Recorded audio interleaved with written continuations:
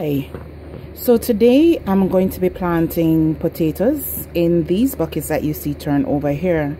I'm going to be cutting up the potato and having at least 2 eyes per section or one. I'll do some experiment, and then I'm going to be cutting some holes in the bottom of these containers before filling them with dirt, and just filling them partway with dirt until the plants, the leaves of the potato shoots out, and then I'll cover them again.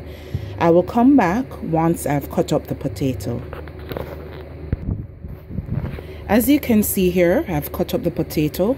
Each section has about 1 or 2 eyes on it. So now I'm going to bore some holes in the pot, or in the bucket rather, and put my potatoes in. Well, as you can see here, I'm putting in the potato. I'm just going to turn it down and get some more dirt to cover it up.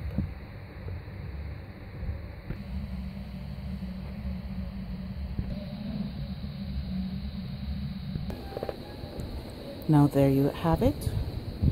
Potatoes are planted, and all I'm going to do is keep watch for the next 4 months. As the shoots come up and form into plants, I'm going to cover them each time. I'll provide updates. See you later.